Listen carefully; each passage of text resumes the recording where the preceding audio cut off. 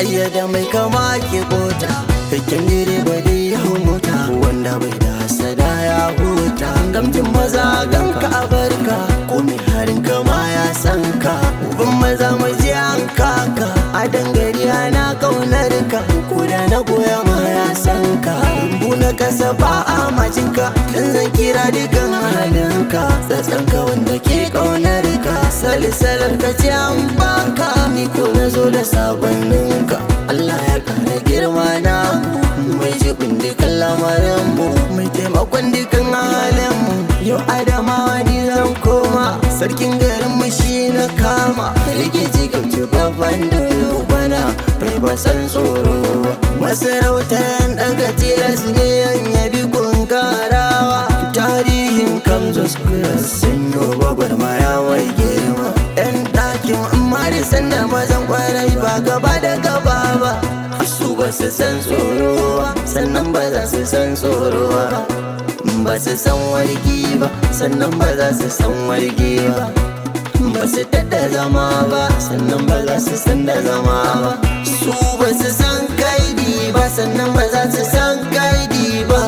ban yi wa kowa ba domin ina da ra'ayina ina lami da sannan maza na kwarai dan ba za mu manta da shi ba sannan umar sanda maza fama to ga masu dubin nan alfarma dan gode ba adam mai girma lami da na farko a kasar adamawa shine na daya modi ba adam babban dana sa zan kirawo shi ma babban dan salami da awal ba za mu manta da shi ba shi ma yayi sarautar mai girma shine ya haifi lami da sanda shi ma yayi sarautar sannan ma ciki guda suke sarautar ba siya suka yi ba san ba hai suka yi ba ba kwata suka yi ba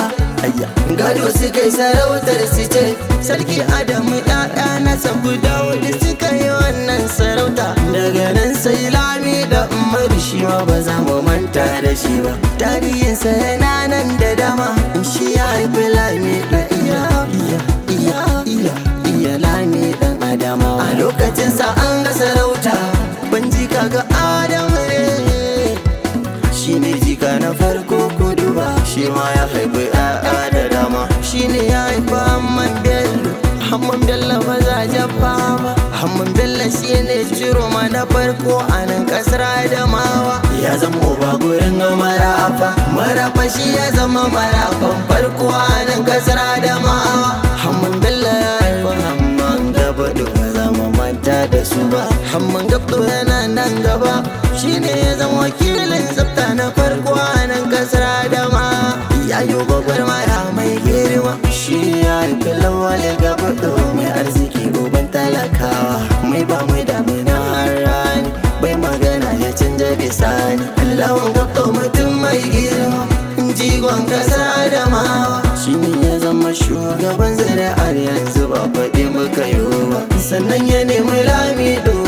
amma ubanmu bai samu ba amma rabu bai canja gida ba ya doshi shekara 100 yanzu sabida ya yi nisan kwana Allah ya ƙara girma da ɗaukaka uban mara uba ba kwana shi ya haifi yan dakan adamawa da jijjige mai karfi da kan gari makarar gariya mai gaskiya gude mai kariya uban mara uba komai uban kare mai rana shi ya haifi ɗan gabto ba za mu manta da shi ba taimakon dubin talakawa